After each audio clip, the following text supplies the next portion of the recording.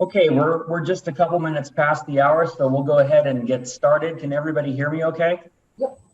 Okay, I'm Pastor Dan. I think I know everybody here of Queen Anne Lutheran Church, and I am very delighted to welcome our guest speaker today. Before we begin, I just wanted to say a few words about the forum itself. Number one, this forum is being recorded and will be available online at our forums. If you click forums on our website, you'll be able to find it there soon. So if you would like to go back and review, or if you have someone else who'd like to see this, it'll be available online. Next, our format seems to be working insofar as if you'd like to ask a question, feel free to ask a question directly. You're also welcome to submit a question via the chat field, in which case I'll read your questions as they come up. But my hope is that we'll have lots of questions and good conversation with Rob, which I'm sure we will. And finally, if you have any interest in our additional forums, we have a number of them listed actually for the remainder of the year, listed online as well. So we invite you to go to our website there too. Rob is going to be talking about New Horizons Ministry. He's the executive director. We've had Rob both teach and preach before. He's an exceptional preacher, former pastor. He's the executive director of New Horizons Ministry, a Christ-Centric youth shelter in Belltown that provides, now in the midst of a pandemic, lodging, meals, a health clinic, clothing, toiletries, etc., for youth experiencing homelessness downtown. We have been supportive of this ministry in a variety of different ways. Jim Margard, the chair of our Social Action Committee, has coordinated volunteer efforts there over the past couple of years. We also did a successful water bottle drive for 50 water bottles that could be used by the youth at the shelter. And important to us in our ministry, since our mission is proclaiming the love of God in Christ for every person, is also the fact that this particular shelter is LGBT plus friendly. And so I know Rob may be talking about that, I guess I should say, but that's really important for us when it comes to supporting the work that Rob and his staff are doing. So without further ado, I'd like to turn this over to Rob Stewart. Welcome, Rob. It's great to have you with us. Hey, it's good to be here. And I don't actually get as many opportunities as I would like to do things like this. It's part of what I love to do, but COVID certainly has limited a lot of that. So I'm really grateful for the chance. Just to echo what Dan said, it's hard to capture how much it means to us when a group of people, a church specifically, comes alongside you just to help and to be present and to serve and to kind of ask the question of what is it that you need. That is something that's really, really important. As a pastor, I used to wonder, what is the impact of that? Is it just sort of general niceties for the organization, or does it actually move the needle in terms of how they do their work or how they see themselves doing that work? And I just want to say it does. We recently got a check from a bake drive from the youth at Queen Anne Lutheran, which was cool. I was just sitting there. I opened the check and I thought, that's interesting that people are thinking about this work, even when I'm not like directly begging them to think about the work. And so it was just sort of a really powerful thing. So I just want to say thank you. I mean that. It makes a lot of difference for us and the youth and our staff, especially the development staff that get to interact with the folks there. Love you all. I hope you know that. And, I typically prefer dialogical approaches to really complex social issues. And so I will try to do the best that I can to not just sort of shout at you about all of the facts and realities of what it means to be doing this work, not just normally, but now. And so I encourage you to stop me. I will tell you, I don't actually see the chat because I'm using my phone. So if you have a question, if someone who can see the chat will stop me and say, hey, there's a question that's being, Dan will do that. I'm happy to answer those. I don't see that as an interruption. I see that as just a really important part of the process. And I've got basically 4 main points, and then I want to kind of launch into the conversation. The main points are, or main things that I want to cover are, where have we been over the last year? And what has it exposed about human services? What has it exposed about the work that we do? I want to identify and sort of level set that this has not been actually a countrywide level setting. I think I hear that myth a lot, that in a lot of ways that everyone is experiencing some form of dislocation, and therefore it's been this kind of categorical level set. And I think I've got some insights into that. How does this actually impact our work on a very personal level and a very organizational level? What does that look like for New Horizons? And then what are we doing? And there was a byline on the Zoom invite that said living the faith. And I thought, gosh, I better at least somewhat address that and say that there's both truth and myth in that. And so I want to kind of talk about that. So where have we been and what has it exposed? A year ago, this pandemic happened, and I remember I pulled together our staff and or at least the key leaders, and I said, I think we're in for something that most of us are not going to be very well prepared for. And it turned out to be obviously very true. There are so many aspects of COVID-19 that completely changed and completely impacted our work. There's this kind of huge irony when the state mandate is to stay home and stay healthy, and you're actually getting completely different directives. You need to go into work for $16 an hour, and you need to serve people who actually can't, for the best of their abilities, find a place to stay home. And so there's this kind of large looming sense of injustice that, oh my gosh, we are now the poor taking care of the poor. What do we do? And how do we do that within the context of this totally changing environment? And organizations like New Horizons already don't have the resources to make lots of nimble changes. We are understaffed traditionally.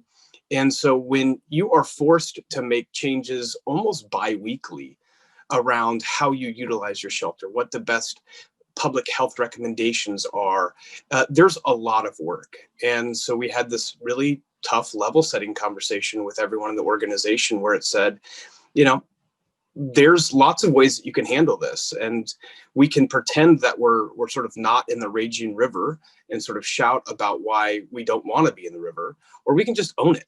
We're in it. We're in the tidal wave that is COVID, and we're going to own it. We're going to change as best as we can. And so it was at that point, we really decided that we were going to use this as an opportunity to become a better organization, to become nimble, to become quick acting and responsive, and to do it with a sense of hope. And so that has been kind of our general charter. And I think overall, we've managed to kind of move through this with some level of grace, I think. Some of the things that this has exposed is kind of ironic. One of the things that actually happened, which is unique, is we've got lots of visits from public health. We are a public health agency in many ways. We are working for the betterment of people who largely don't have access to basic services of whole health. So behavioral health, mental health, addiction recovery, and yet we almost never had interactions with public health. And public health comes into our spaces and starts asking these really interesting questions like, well, why are people sleeping 1 foot apart? Why are people eating in a large room with their masks off? Why are people who have an inability to actually stay masked allowed to stay in the space? And it was this sort of crazy level setting moment with public health where we said, you don't understand, these are the mandates that we have actually been handed down, that we need to have high levels of shelter utilization, we need to cram people in, and we've never had access to healthcare in the way that you would have hoped for. And it has been this interesting thing, which has sort of changed in some ways the narrative around human services for the first time in probably 30 years, which is, it is one thing to do the work. It is one thing to pull people into a shelter and give them a place to sleep. But there are all sorts of questions that have to go along with that if you want to do it in the most humane way possible. And so lots of changes have come out, which is we need to do shelter at a high level. We need to do human services at a high level. We need to make sure that people can have respectable distances between beds. It is true, it has never been okay for people with chronic mental illness and addiction to be sleeping 1 foot apart. But this crisis has allowed us to sort of say, how we have been doing it has never been the best practice. And so we want to do it differently. We want to do it differently. We need to do it differently. And so part of what has happened is we've actually undertaken a massive construction project, about $1 million construction project, to renovate our entire shelter, to make sure that social distancing is appropriate, to make sure that people can actually have their own individualized spaces, to make sure that we are having janitorial teams come in twice a day. Because that's just normal. That is normal, appropriate practices. And in a lot of ways, the system has come alongside to support us in that. Some of the things that came out of that was just this kind of collective sense that once we get out of this, we hope we actually don't return to what was the former best practice.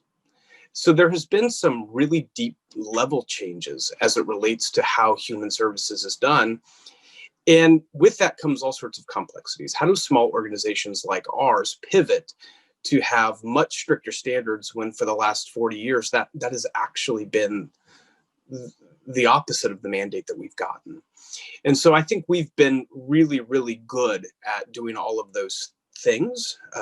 Like I said, we have a huge construction project. We had to redo all of our bathrooms and all of our showers and knock down walls and take out all of our office space just to create space for young people to actually be and sleep upstairs and to eat differently. And it's been kind of an amazing, amazing ride.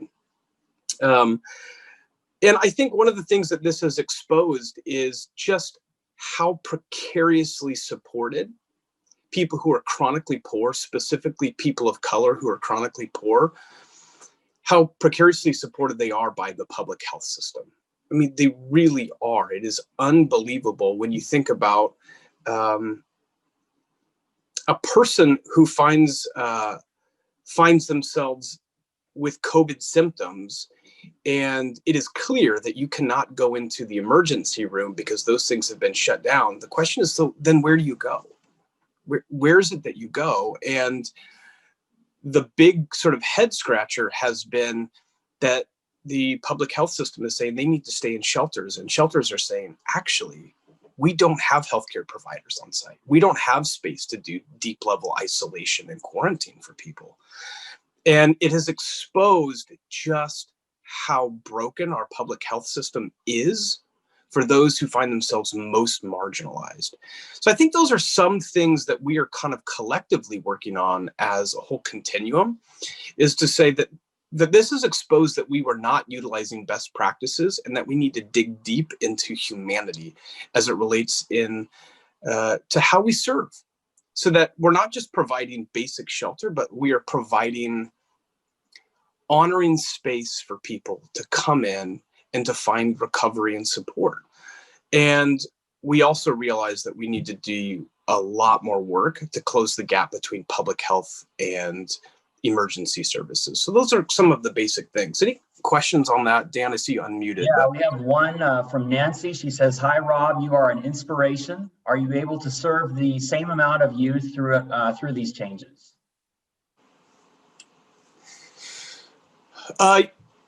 Yes and no. So we always, so I actually have some data points on that. The number of unique individuals that we serve and have served this last year has been the same.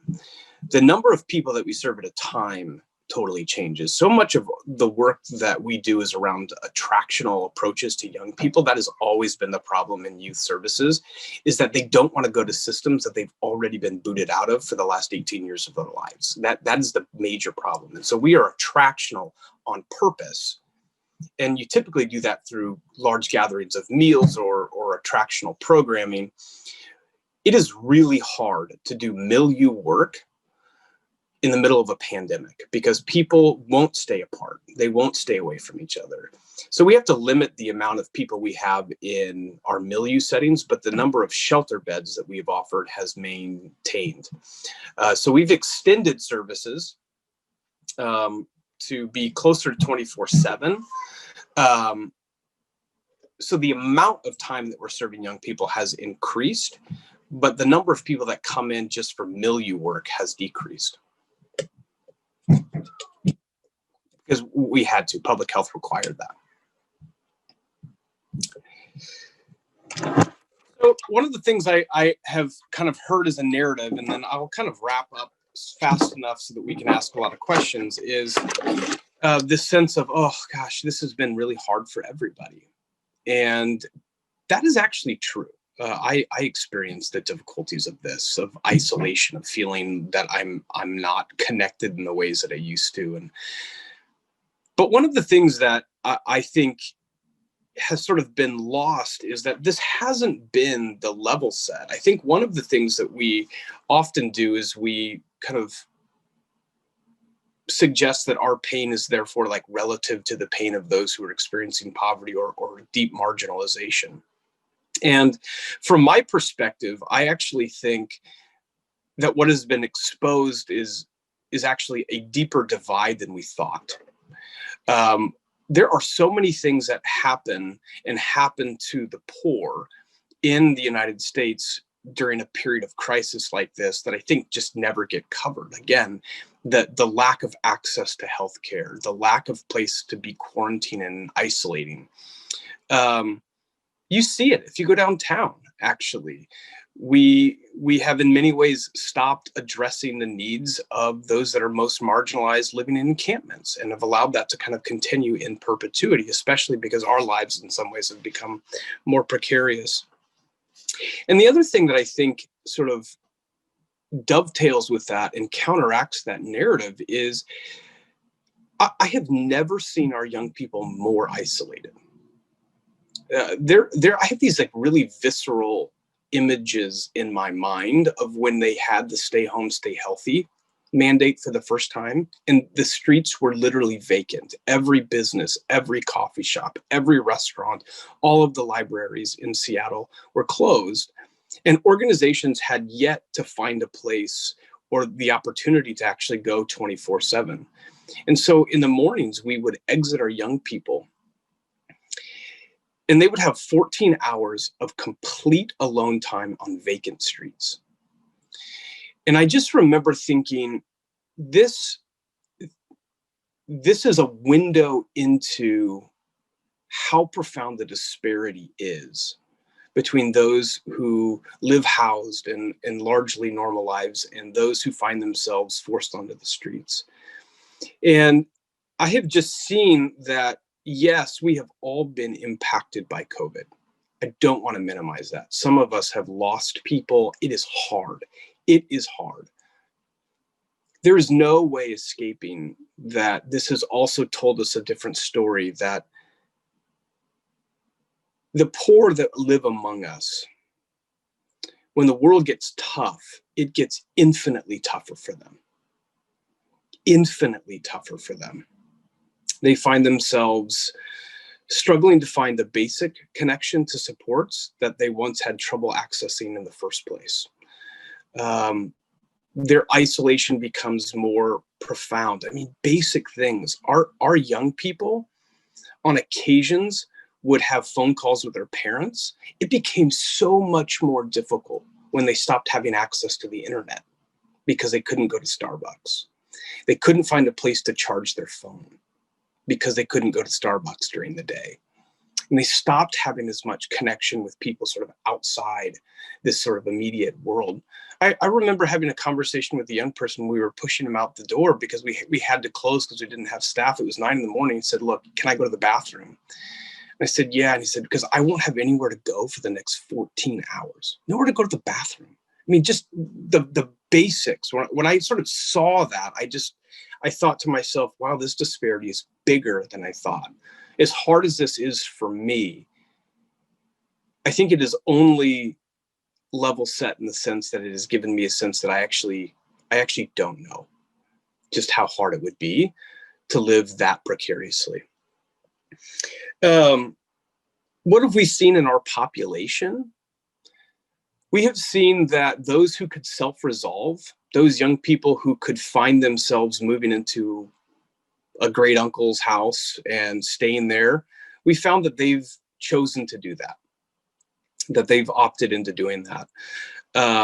We have found that our young people who are involved with the sex trade, that has ticked up significantly. It is a way to stay off the street, with maybe cohabitating with people that are utilizing them for sex. That is something that happens much more frequently. We know that young people have decided to stay places that are not good for them for longer periods of time. So what we see now is the most vulnerable of the most vulnerable of the most vulnerable. So who is living in our shelter right now are those with the highest level of behavioral health and mental health needs, often co-occurring with addiction.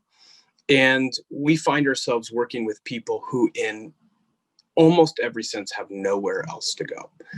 That is what has changed in the homeless services population, is that you find that when a crisis like this happens, you sort of cull in some ways who is able to self-resolve and who is not. And those that are not able to self-resolve are faced with a load of much more complex barriers to housing, to stability.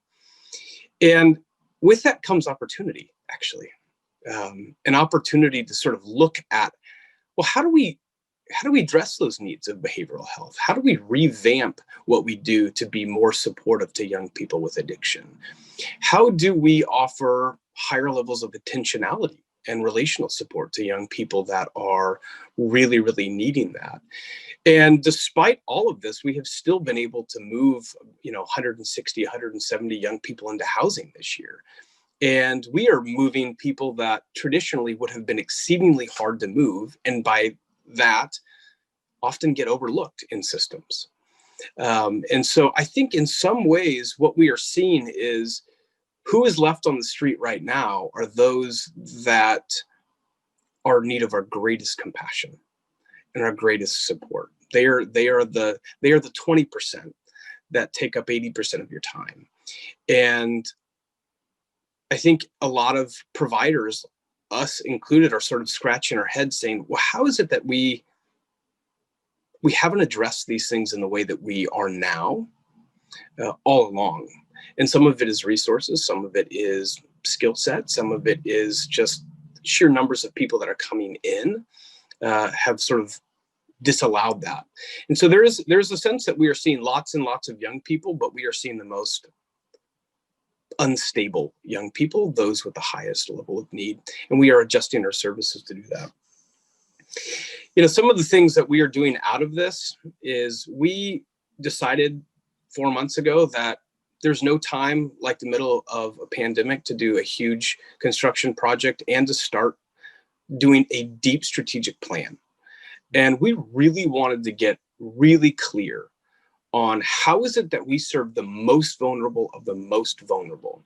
We can't serve all of the people. We're not Youth Care, we're not Mary's Place, we're not all of these massive organizations, but one of the things that we can do is become excellent at serving those that are exiting from behavioral health systems, which is now about 70% of our young people, onto the streets. And how do we become a place where we can actually help move them quickly into housing so that they can get off the streets and find enough stability to get the addiction support, the mental health support, the behavioral health support that they actually need? And so we have gone through this really long process utilizing consultants, and it's been an amazing work. And I think where we will end up is that we're going to get painfully aggressive about being that organization that serves the most marginalized, but does it to move them into stable housing.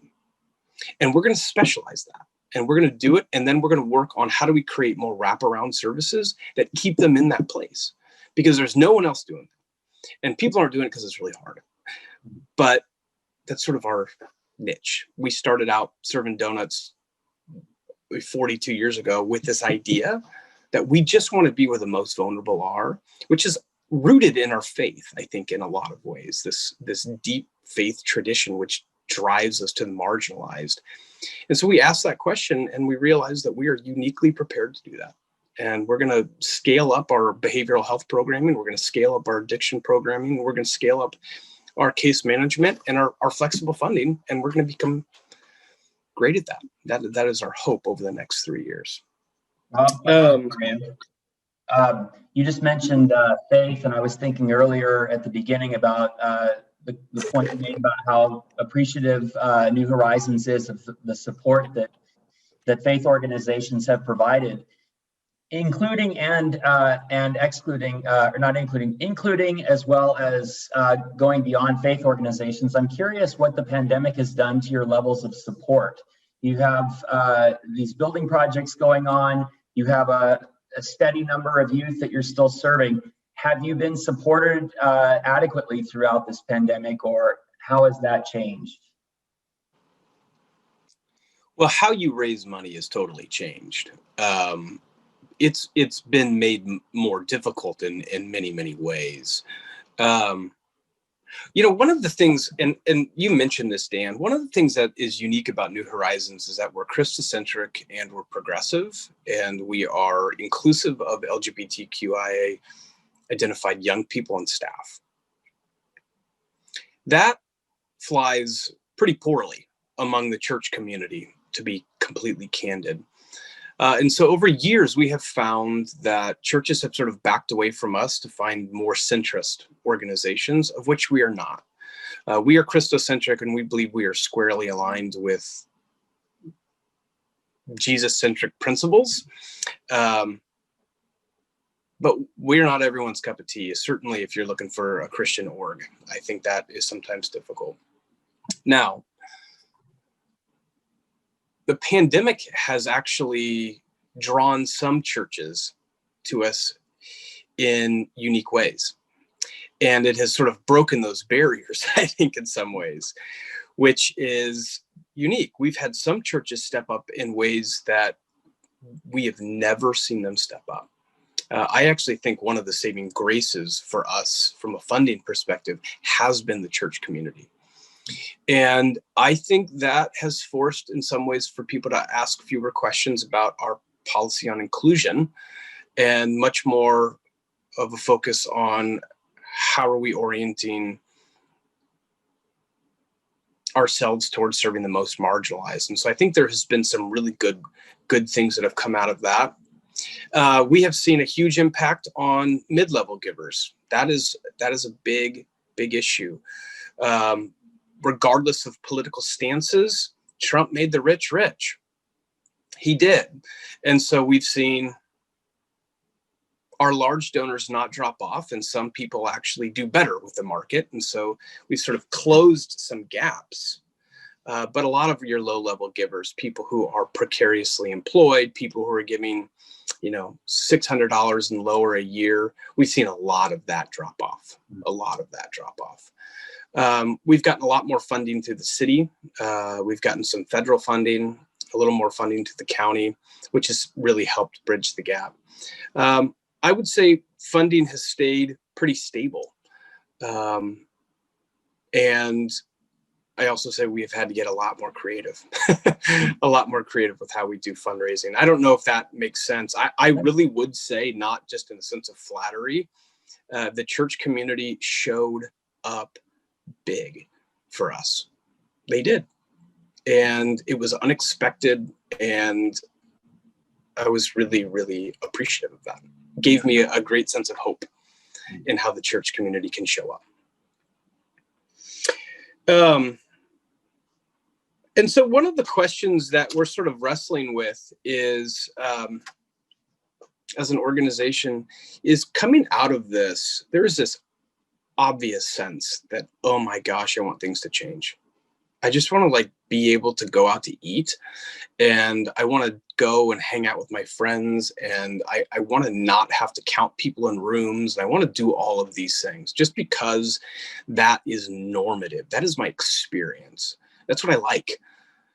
But one of the things that we are really wrestling with now, especially on the dawn of the vaccine, is well, what is it that we're going to intentionally not allow to go back?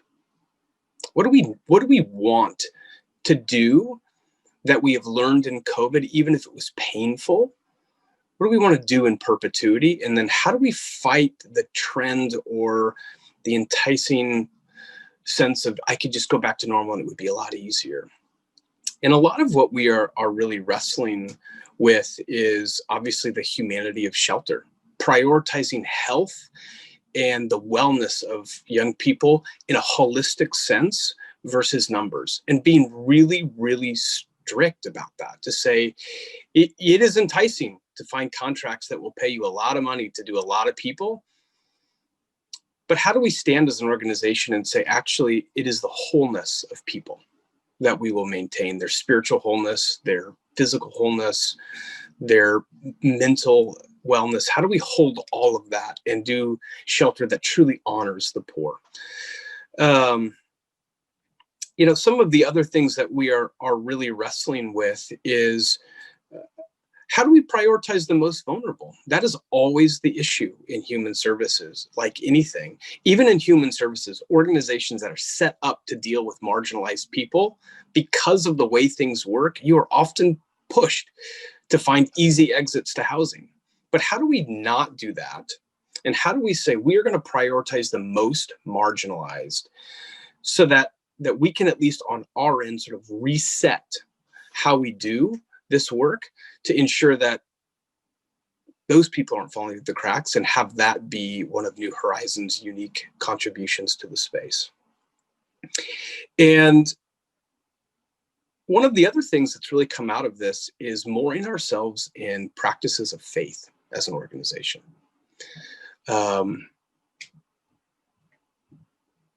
I will say we have a person on staff who came to me and just said, I've never had a moment in my life where I realized that faith was probably this important. And it is a sense that he's tired and he's weary. And I think part of what he is dealing with is this deep sense that the world's just not right. It's not right. We've dealt with all of the rightful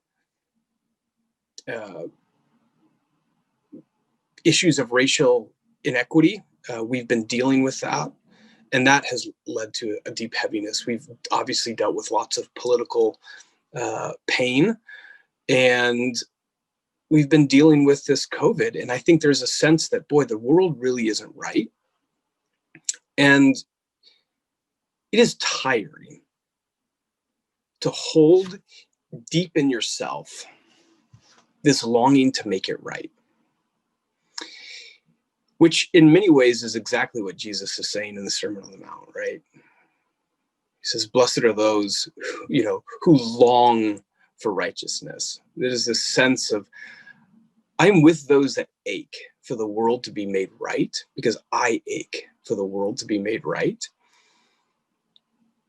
But it is tiring business to truly allow yourself to long and to ache for the world to be made right. And that is where I think faith comes in the practices that moor us to that God or that spirit are so incredibly important. And I have worked at Christian and non-Christian organizations. They all do good work. I do think there is a unique contribution for the church and Christian organizations to say, we want to do this from a place of wellness, and that wellness is connected to a deep spirituality that allows us to hold this tension of dying for the world to be made right, but to do it with a little hope. And I see hope slipping away in human services right now. And I hope that we can, through a re-engagement of our faith, in many ways, or like a digging deep of our faith, we can kind of be a prophetic voice in the midst of a pretty trying time. And I think that's sort of what we're doing. That's where we're at. None of this is profound. I don't know how much of this you think is interesting. Todd, you may want to rather talk about the Kraken. I see that on your hat. So um, I'm happy to answer any questions that you have. You can steer me in whatever direction you want. Really am honored by you all. I am.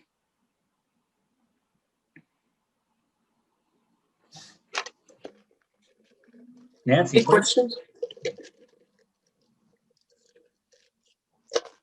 I have a question. Yeah.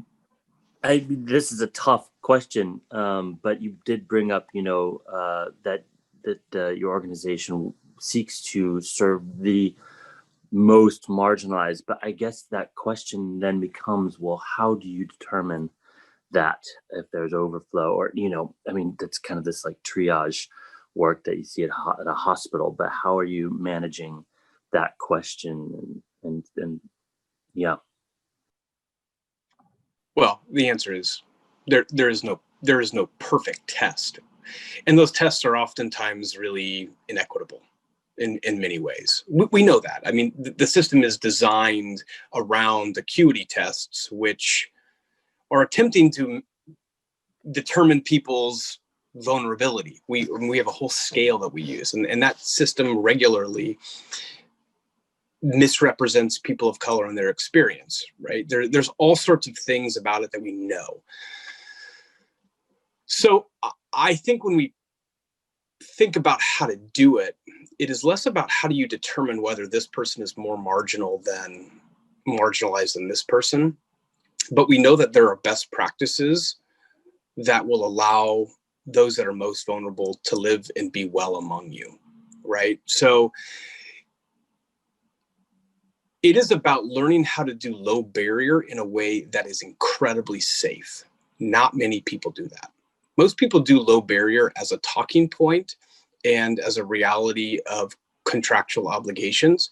But if you create a low barrier space, meaning you can come, but we subsequently have a system that will really support you.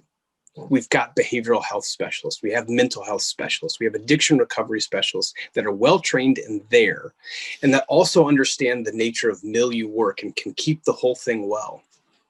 What you will see is that the vulnerable will choose you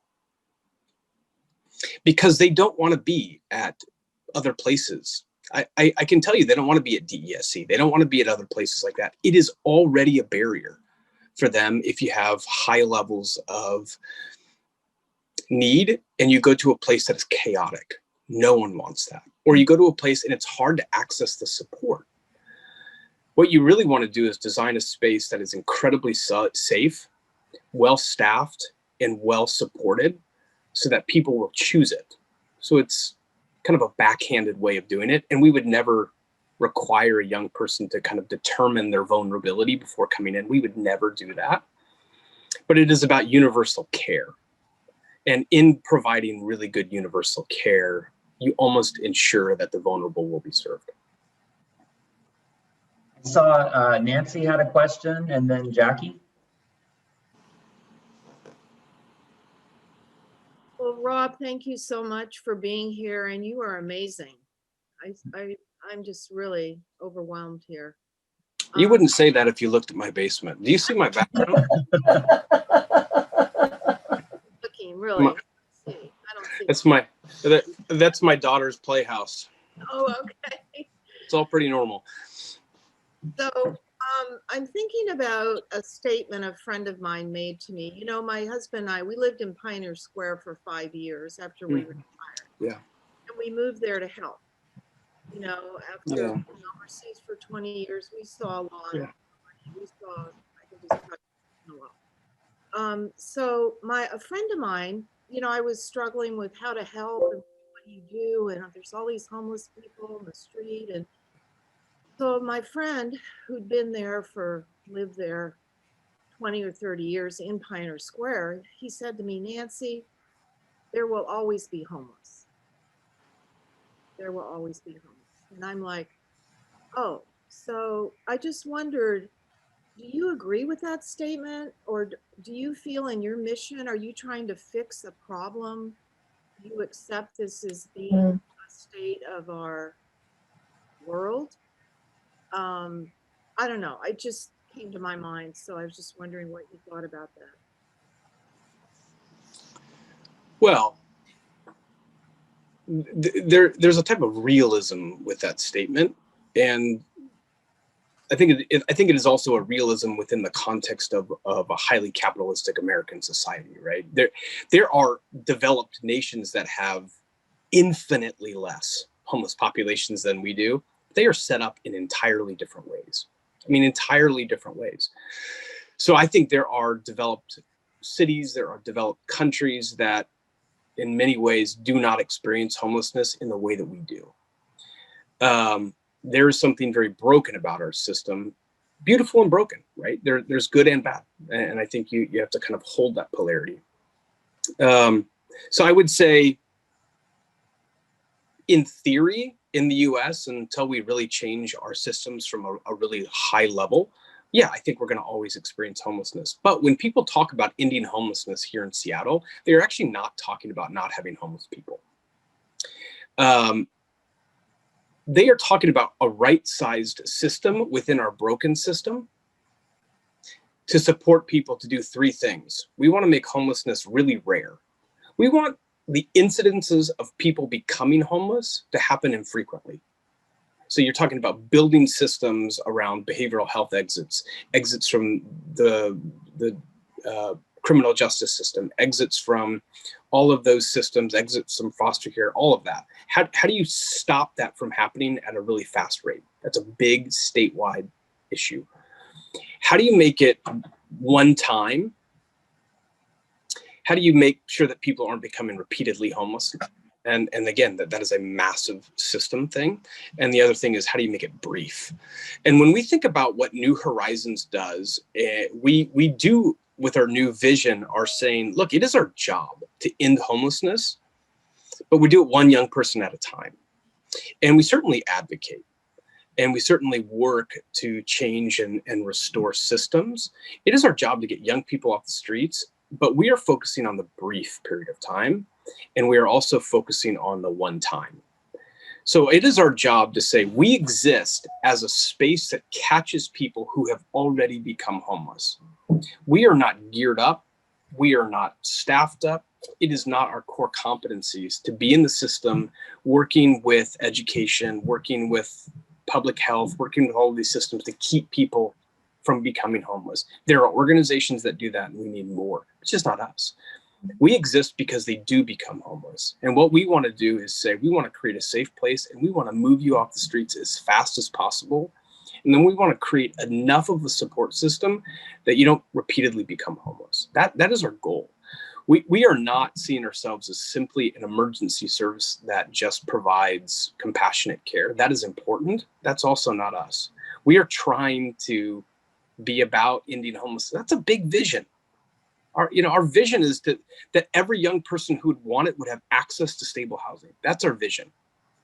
And we want to do the best that we can to come alongside every young person that comes to New Horizons and get them stable housing as best as we can, and do it quickly, because we know that their time on the streets is really, really, really bad. So I don't know if that answers your question. Do I think homelessness is going to be solved within our current system? No. Do I think we can do a really good job within our current system to make it better? Absolutely. I think America needs an awakening. If we don't want people to become homeless, we need to really have really, really good behavioral health systems. We need to figure out what to do with the criminal justice system, and we need to figure out how to make access available for education, jobs, all of that stuff. And it's not. And that's not a political statement. It's just not. So we have to figure out how to do that differently. Not what you asked me here for, though. Rob, I think I'm next. I'm Jackie. Hi, and thanks for everything you and all your staff do.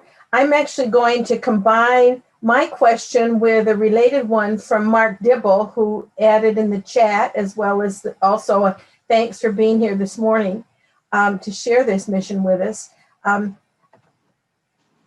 The question is at two levels. My initial question was, what's happening internally in the numbers you're serving?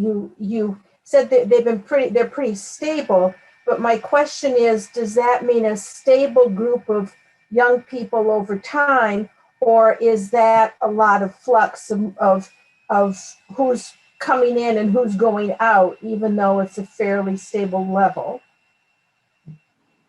Yeah, that's a really good question. Yeah, and Mark's question is related to that because he's asking about the population you serve in Seattle, the wider population, and how has the size and makeup of that population changed over the past years before and during the pandemic? So kind of what can you share with us, insights of what's happening in the wider population of people you're trying to serve in Seattle, but then those who are inside your walls, what does that look like? Are they there for the duration, or is it a turnover that's pretty constant of young people? Yeah. I'll do the best I can to answer that. I'll answer ours and then I'll talk generally. So one of the things that has been impacted by COVID-19, and not necessarily in a bad way, is that we have always shared young people among organizations. There's not one young person that only goes to one organization. And that's actually a very good thing. You want them seeking the services that they need from all of the different places. One of the things that has been limited is that exchange, mostly because we are trying to have more refined populations so that we can track health. So we are more communicative by a lot with other providers, just determining how young people access youth care and us and Roots and all of that. And so there's a little more of a kind of what you would consider to be like a bubble model in some ways. But that number in the bubble changes frequently. So we move people into housing, we move people into other supportive services, we do all of that. And so that group changes. So it's not been the same group for a year. It is changing fairly frequently, but we see a lot less travelers. So a lot fewer people coming from Portland or San Francisco. Seasonality is an issue with youth and young adult homelessness. Whether you know it or not, Seattle's a very nice summer. And so people come here during the summer, and that has changed. So we see turnover within a little more of a fixed population within our specific services. And we do that kind of on purpose, just to be able to not have a million new people coming in and out every single day, because that becomes much more difficult to manage from a virus transmission standpoint. And every organization kind of works together to do that.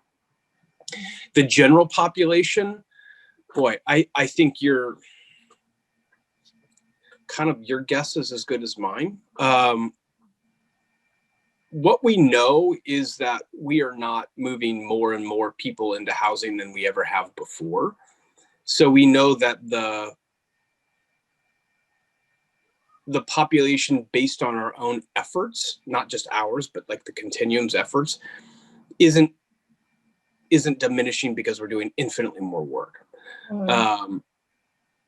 What we know is that encampments have essentially been allowed to be maintained for long periods of time. And those encampments all over the city of Seattle and King County have grown enormously. So there is a lack of clarity on how many people live in those encampments, how many people are now living in their cars in perpetuity, because you can. So that is a question of how many people are out there. We are also wondering, specifically, those that kind of cycle into the system, you get housed and then you're homeless again, housed and then you're homeless again. That has stopped a lot because of the eviction moratoriums. So one of the things that we are sort of wondering is, how will that play out? when the eviction moratoriums are lifted, will we see a massive, massive influx of those that would have been cycling into homelessness over the course of 6-7 months? And the answer is, I don't know. I think we don't know. There's much less outreach that is happening. Encampments are very underexplored.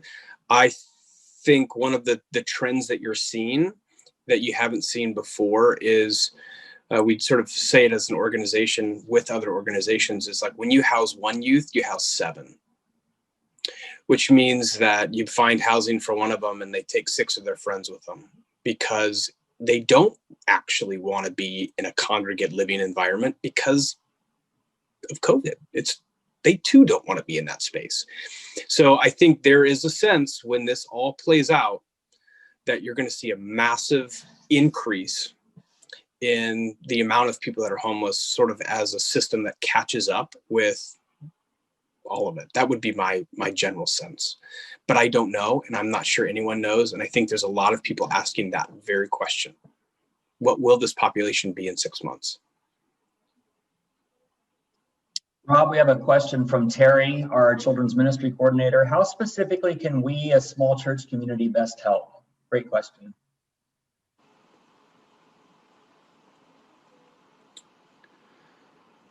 I think it's one you and I have discussed before. Yeah. Yeah. You know, one of the things that I always say, and it ends up being sort of a talking point that may at times feel like I don't mean it, but I do. And I'll kind of get to that. One, I would say there's always the hygiene stuff and the underwear and bras and jackets that we used to get a lot more of when people were traveling more into shelter environments. But we get so many fewer of those because they're just not being dropped off, and they're always important. They're just so important. Towels, bath towels. It's like we never get good bath towels, and we need them all the time. Those are things that I feel like the church has been really good at. The other thing that we just love that the church has this unique opportunity to do is food. Oh my gosh. Food costs us so much money. We're going to pay probably $170,000 more this year just in food, because a lot of the volunteer groups aren't coming in. They can't. And we used to rely exclusively on that. So food is a huge issue, and we have people dropping off food, but we need groups all the time making meals and dropping them off, because it saves us $400 every time they do it. And so those are big, and church communities have for the ages been great at making meals, and they're so good at it. And I think sometimes it feels rote, but it's really important, honestly, and it's really expensive for organizations to take care of that. But the other thing I would just say is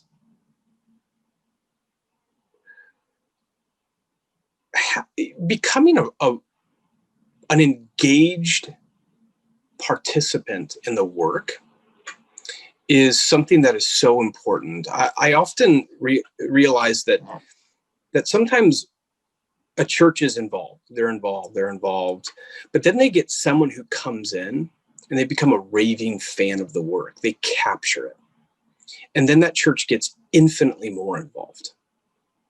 They have someone who's driving the work, who's driving a unique connection to the work.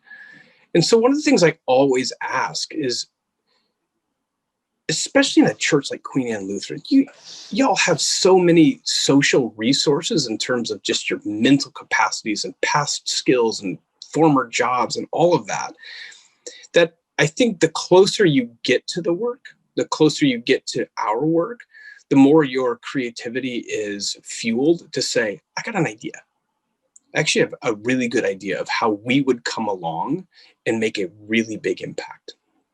And I know that sounds simple, but I know that I was changed by the young people when I really got in to know just how complex their stories are. And it allowed me to kind of make different career decisions about my life because of that.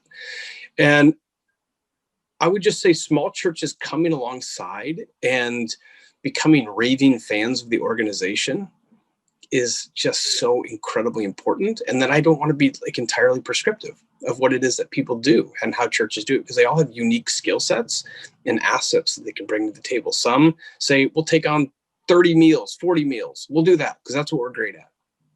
That's amazing. Some of them are saying, you know, what we really want to do is we want to revolutionize your laundry facility. Some people say, we want to do big fundraisers for you. I mean, it just kind of depends how that church is geared.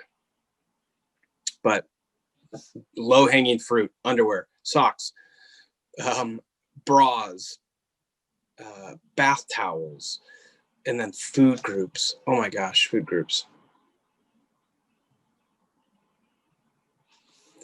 Great. Well, we have time for about one more question. Hammer away. I'll jump in. Rob, I for a while attended Ballard Church here when you were a pastor, so I have a lot of respect for what you do, and it's inspiring to see what you've gone on to do.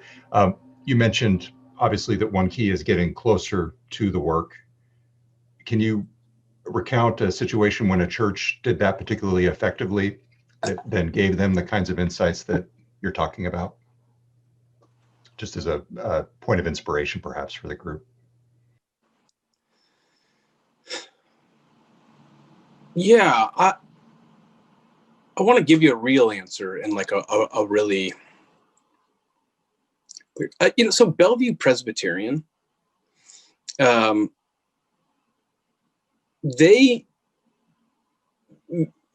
came, we had a woman that was coming regularly, and she sort of just fought for the church to be really connected. And one of the things that